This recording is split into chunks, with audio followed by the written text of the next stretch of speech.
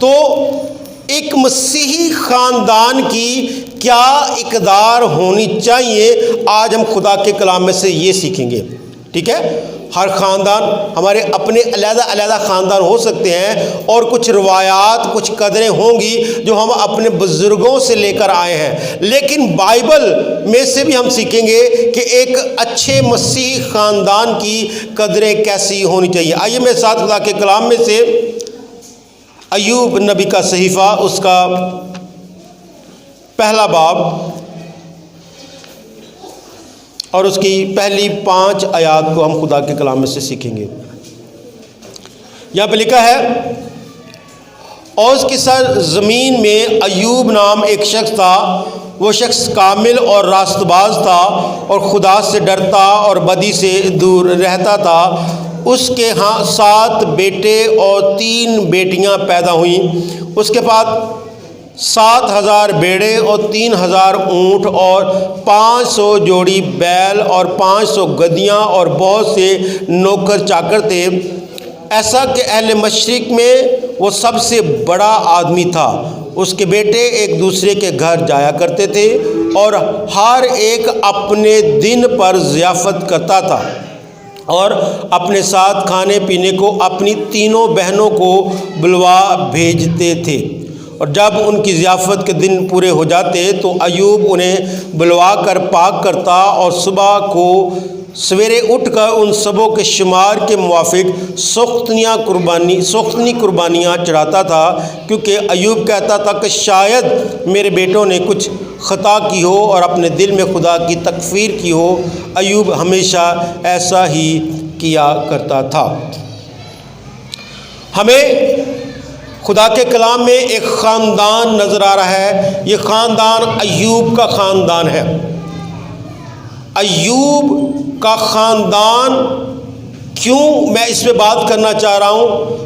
اس کی سب سے پہلی بات، سب سے بڑی بات کہ اس خاندان کا سربراہ جو ہے وہ ایوب ہے. اور ایوب وہ شخص ہے جس کے بارے میں لکھا ہے کہ ایوب خدا سے ڈرتا اور بدی سے دور رہتا تھا. یہ ایک خاندان کے سربراہ کی خوبی ہے.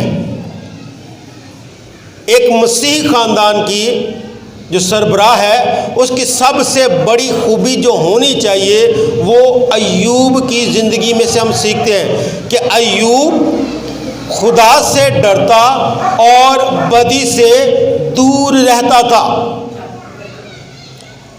اگر ایوب بہت دولت مند تھا تو اس کی بنیادی وجہ اس کا لالچ نہیں تھا.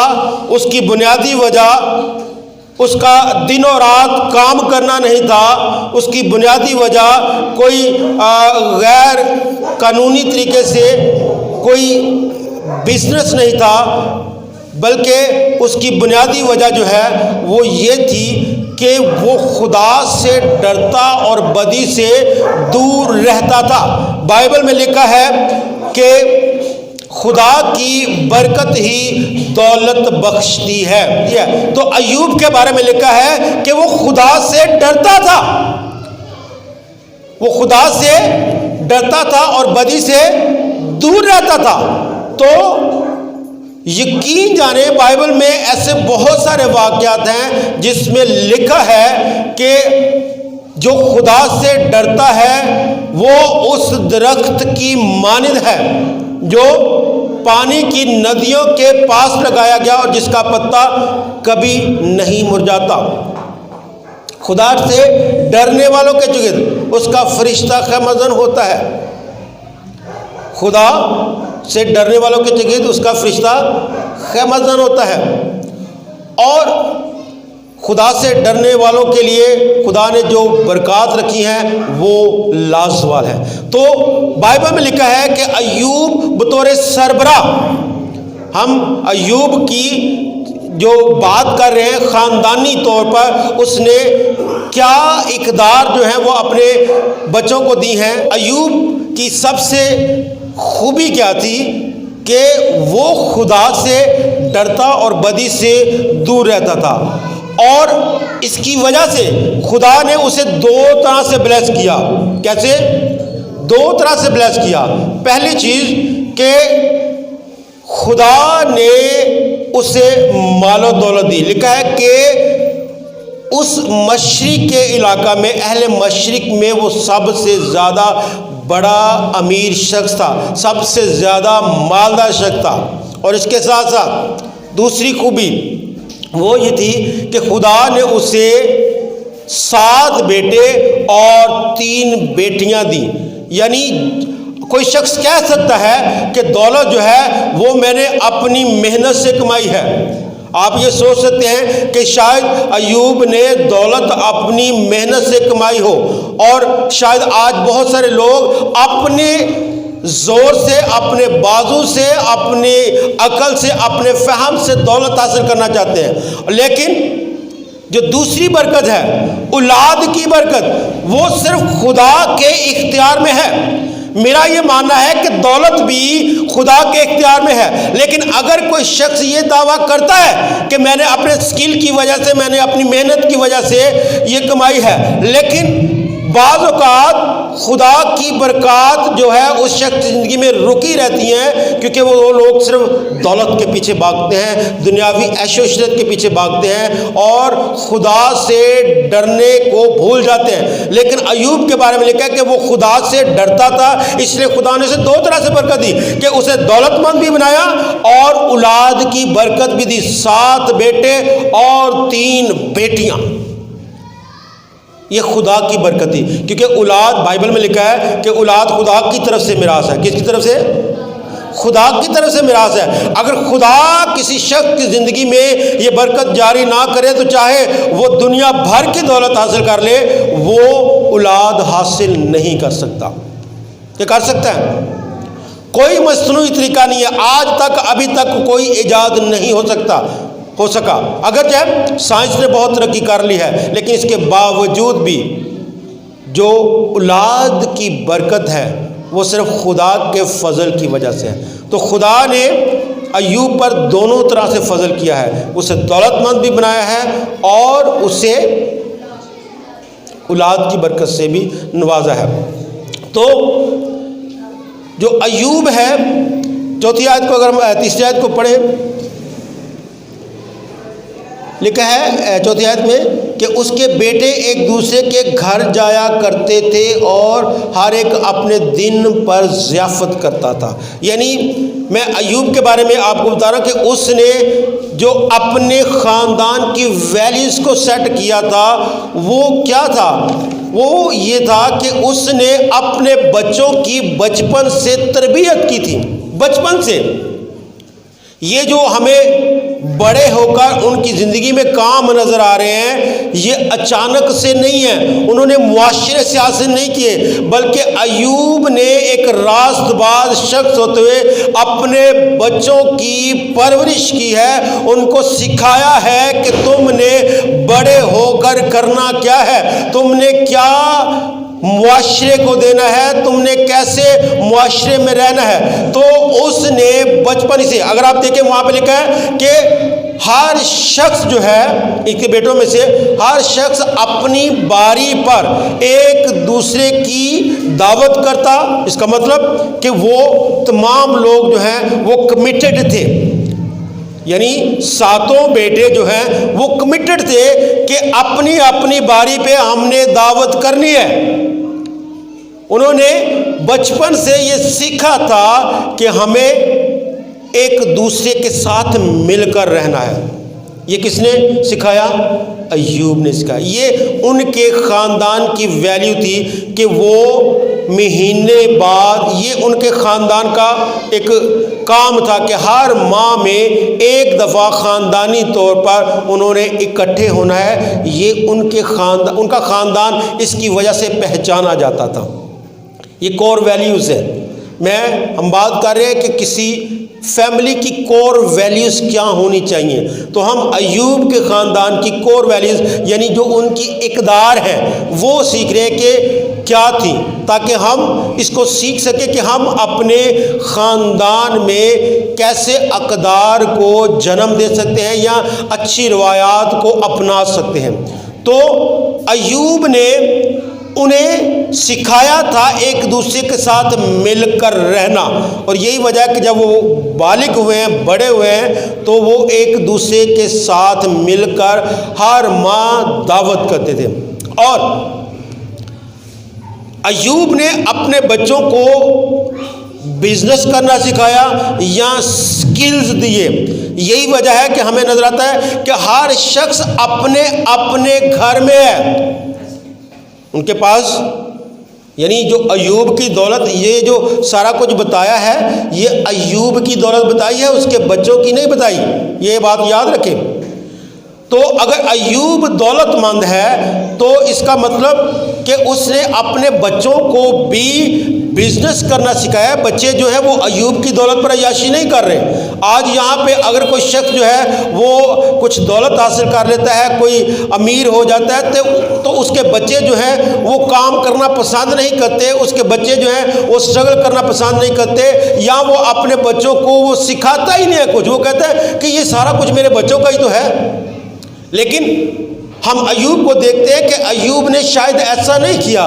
ایوب نے اپنے بچوں کو بزنس کرنا سکھایا یا انہیں کو ہنر سکھایا، جس کی وجہ سے ہر شخص جو ہے وہ اپنے اپنے گھر میں آباد ہے، اور نہ صرف گھر میں آباد ہے بلکہ وہ اس قابل ہے کہ وہ ہر ماہ اپنی فیملی کے لوگوں کو اکٹھا کر سکے اور انہیں کھلا پلا سکے۔ 7 دن یہ دعوت چلتی تھی، 7 دن کھلانا پلانا ایک مشکل کام ہے، لیکن ہم دیکھتے ہیں کہ اس خاندان میں یہ سب کچھ ہو رہا تھا۔ تو اس کا مطلب کہ ان کو بچپن سے سکھایا گیا تھا کہ خود کو ڈیولپ کرنا ہے۔ تو یہ ایک ڈیولپ فیملی ہے۔ کیسے ہے؟ ایوب کی وجہ سے، کیونکہ ایوب نے اپنے بچوں کی تربیت کی ہے، ان کو اپنے پاؤں پر کھڑا ہونا سکھایا ہے اور اپنی ذمہ داریوں سے نبرد آزما ہونا سکھایا ہے۔ یہ ان کی کور ویلیو ہے دوسری، ٹھیک ہے، یہ ان کی قدر ہے کہ انہوں نے اپنے اپنے گھروں کو آباد کیا ہے اپنی محنت سے، اپنے باپ کی وجہ سے نہیں۔ تو اگر آپ باپ کی حیثیت سے اپنے خاندان میں سربراہ ہیں تو میں آپ کو یہ نصیحت کرنا چاہتا ہوں کہ صرف اپنی کمائی ہوئی دولت کی وجہ سے اپنے بچوں کو عیاشی کرنے کی اجازت نہ دیں، بلکہ ان کی تربیت کریں کہ وہ اپنے پاؤں پر کھڑا ہونا سیکھے اور اپنی ذمہ داریوں کا احساس ان کی زندگی میں ہو۔ آمین۔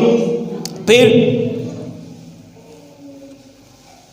وہ ایک دوسرے کے ساتھ جب ملتے تو کھانا کھاتے، شراب نوشی کرتے یا میں نوشی کرتے، جو کچھ بھی۔ اس کا مطلب کہ جو معاشرے میں رائج تھا اس وقت معاشرے میں، اس کلچر میں یا اس دور میں جس طریقے سے دعوتیں ہوتی تھی وہ یہ جانتے تھے۔ تو نہ صرف ایوب نے انہیں ایک ڈیولپ ہونے کی سکلز دی بلکہ معاشرے میں رہنا بھی سکھایا۔ یہ بات بڑی اہم ہے۔ بعض اوقات جو ہمارے خاندان ہیں، ہم معاشرے میں لوگوں کو لے کر جاتے ہیں لیکن انہیں اس طرح سکھاتے نہیں ہیں کہ انہیں اس معاشرے کے مطابق کیسے ڈلنا ہے۔ ہم وہ روایات جو ہمیں پیچھے کی طرف لے کے جاتی ہیں ان کو اپنائے رہتے ہیں، اور جو روایات ہمیں آگے لے کر جا سکتی ہیں ان کو نہیں اپناتے۔ ہم دیکھتے ہیں کہ کچھ جو لوگ ہیں، جو پڑھنے والے لوگ ہیں، وہ پڑھتے ہیں اور پڑھنے کے ساتھ ساتھ اسکل سیکھتے ہیں، باوجود اس کے کہ وہ اچھے دولت مند لوگ ہوتے ہیں، اس کے باوجود بھی وہ کچھ کر رہے ہوتے ہیں۔ لیکن ہم زیادہ تر اپنے بچوں کو کوشش کرتے ہیں کہ خود ہی سارا کچھ بنا کے دیں۔ ہم فکر میں رہتے ہیں کہ اپنے بچوں کے لیے جائیداد بھی خود بنائیں، ہم اپنے بچوں کے لیے جو ہے وہ جہیز بھی خود بنائیں، چاہے وہ بیٹی ہے چاہے بیٹا ہے، ہم انہیں محنت کرنے کے لیے ترغیب نہیں دیتے۔ تو یہاں پر ہم دیکھتے ہیں کہ وہ معاشرے میں رہنا سیکھ رہے تھے، وہ جو کچھ بھی آپس میں کر رہے تھے وہ اس کلچر کا حصہ تھا، تو یہ ان کی ویلیو تھی۔ تو ہمیں بھی اس فیملی سے سیکھنا ہے، ٹھیک ہے۔ پھر لکھا ہے کہ وہ جب دعوت کرتے تو اپنی تینوں بہنوں کو اپنے ساتھ بلاتے. بہنوں سے مراد صرف بہنیں نہیں ہیں، ان کے بچے بھی، ان کے خاوند بھی ساتھ آتے، تو وہ ان کی بھی مہمان نوازی کرتے، ان کی بھی رسپیکٹ کرتے. تو یہ کور ویلیو کہاں سے آئی؟ پھر ایوب پر ہم جائیں گے. ایوب نے بچپن سے تربیت کی کہ بہنوں کی عزت کی جانی چاہیے. بہنیں جو ہیں وہ تمہاری ذمہ داری ہے کہ جب بھی تم اپنی کوئی خوشی کرو تو تمہاری بہنیں تمہارے ساتھ شامل ہونی چاہیے. تو یہ باپ سے سیکھی ہوئی باتیں ہیں جو آج وہ امپلیمنٹ کر رہے ہیں. اس لیے جب بھی دعوت ہوتی ہے، بہنوں کے ہاں دعوت نہیں ہو رہی، دعوت کہاں پہ ہو رہی ہے؟ ساتوں بھائیوں کے ہاں. تو تینوں بہنیں جو ہیں ہر دعوت کا لازمی حصہ ہوا کرتی تھی. کیوں؟ کیونکہ باپ کی طرف سے یہ سکھایا گیا تھا. تو یہ ایک خاندان کی ویلیو ہونی چاہیے. آج ہمارے معاشرے میں جو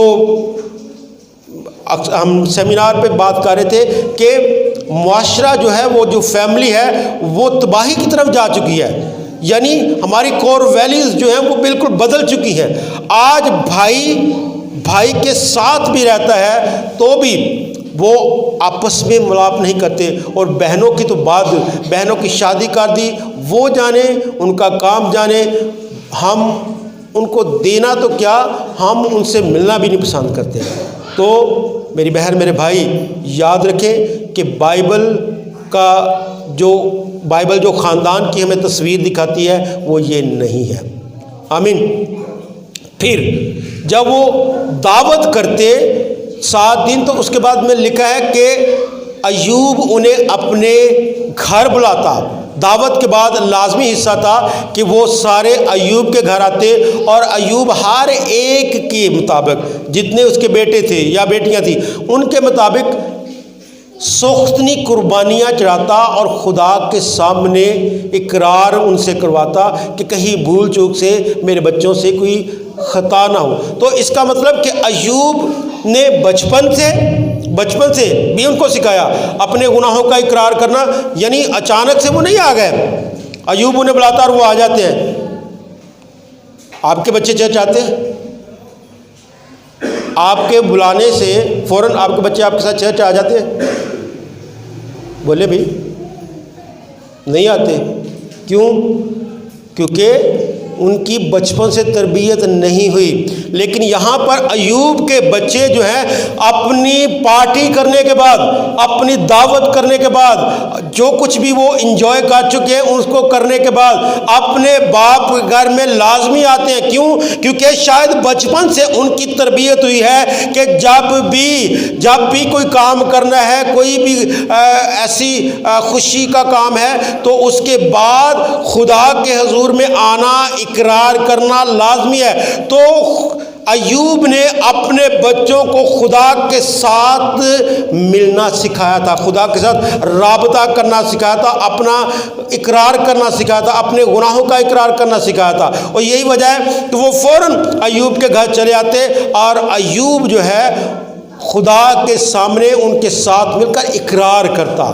یعنی بچپن سے ان کی تربیت کی اور بڑے ہو کر بھی ان میں ایونجلزم کرنا نہیں چھوڑا. ایوب بذات خود خدا سے ڈرتا اور بدی سے دور رہتا ہے، لیکن ساتھ میں وہ ایک مبشر کا کام کر رہا ہے، ایک ٹیچر کا کام کر رہا ہے. وہ اپنے بچوں کو بلا کر ہمیشہ ان کے لیے قربانیاں پیش کر رہا ہے، تاکہ ایک تو قربانی ہے اور دوسرا بچے جو خدا کے خوف کے نیچے ہیں کہ ہم سے کوئی خطا ہو سکتی ہے، ہم سے کوئی گناہ ہو سکتا ہے. اس لیے وہ ہمیشہ خدا کے سامنے اپنا اقرار پیش کرتے. تو یہ اس خاندان کی ویلیو ہے. یہ ہے بائبل کا خاندان جو ہمیں نظر آتا ہے کہ وہ کر کیا رہا ہے. ہم کہتے ہیں کہ ہمارے خاندان جو ہے وہ ہم کیسے ان کی تربیت کریں. تو میرے خیال میں ایوب کا خاندان ہمارے لیے ایک مثالی خاندان ہے. ایوب ایک ایسا کریکٹر ہے جو بطور سربراہ ہمیں اپنے خاندان میں ڈومینیٹ کرتا ہوا نظر آتا ہے. تمام بچے جو ہیں اس کی تربیت کی وجہ سے جو ہے وہ بالغ ہو کر بھی اس کے زیر اثر ہیں، وہ اس کی بات مان رہے ہیں. کیوں مان رہے ہیں؟ کیونکہ ایوب بچپن ہی سے ان کو خدا کے ساتھ چلنا سکھا رہا ہے۔ آمین آمین۔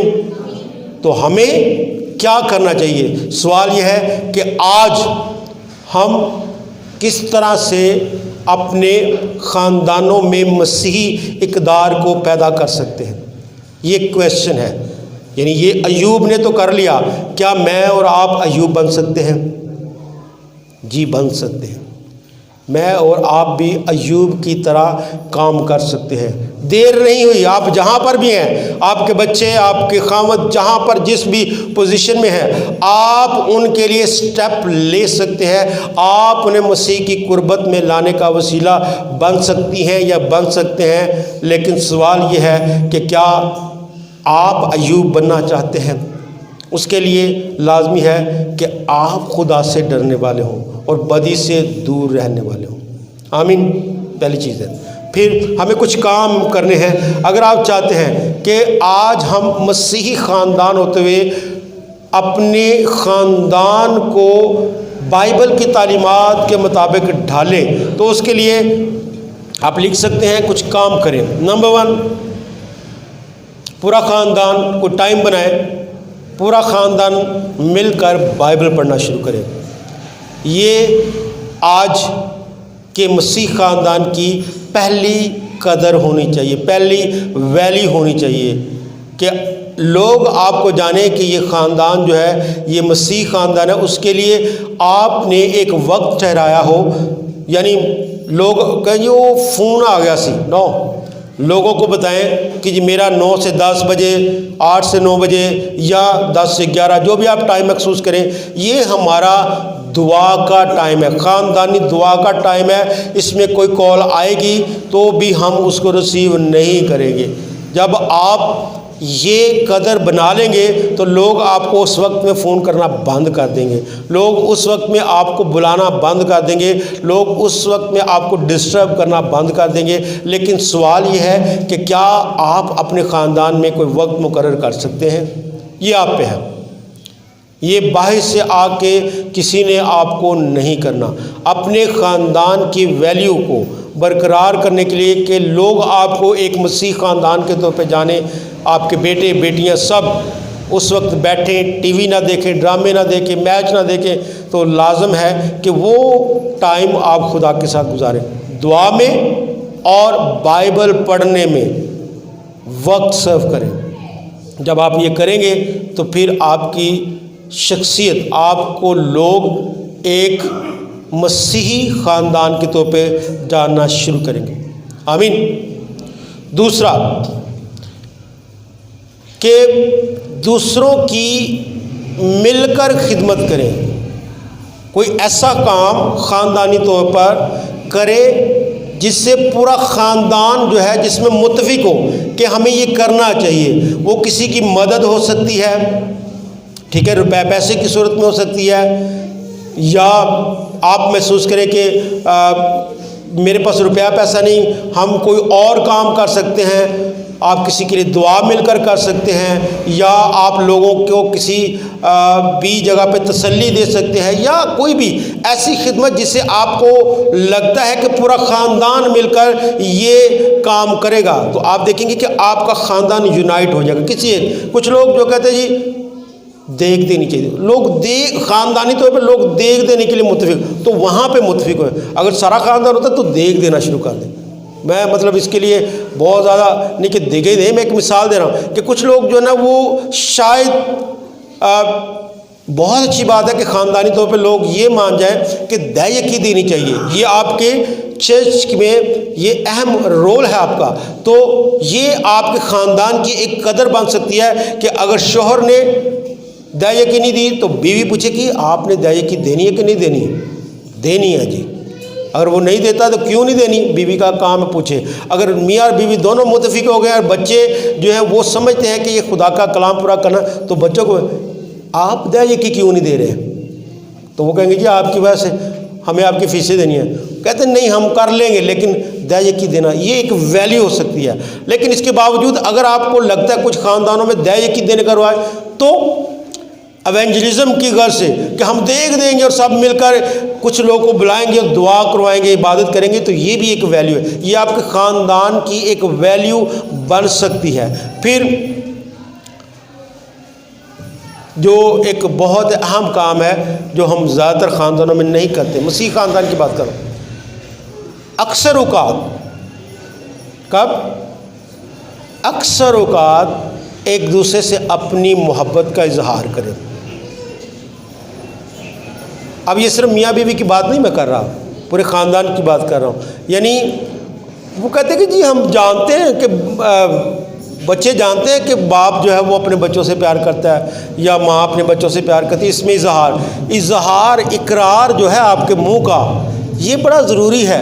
جب آپ اپنی بیٹی سے یا اپنے بیٹے سے کہتے ہیں کہ بیٹا میں تم سے بہت پیار کرتا ہوں، I love you my daughter, I love you my son, تو آپ کی یہ الفاظ شاید آغاز میں انہیں لگے کہ یہ مذاق ہے، لیکن مذاق نہیں، حقیقت میں اپنے بچوں سے اپنی محبت کا اظہار کریں، اپنے شوہر سے اپنی محبت کا اظہار کریں، اپنی بیوی سے، اپنے باپ سے، اپنی ماں سے۔ یہ اکثر اوقات کہتے ہیں یہ آپ کی فیملی کی ایک ویلیو بن سکتی ہے۔ اگر آپ ایک مسیح خاندان ہوتے بنانا چاہیں تو ہم ایوب کی طرح کا خاندان ہو سکتے ہیں۔ وہ کیا کر رہے تھے؟ آپس میں محبت کو بانٹ رہے تھے، دعوت کر رہے تھے ایک دوسرے کی، تو آپ بھی کر سکتے ہیں۔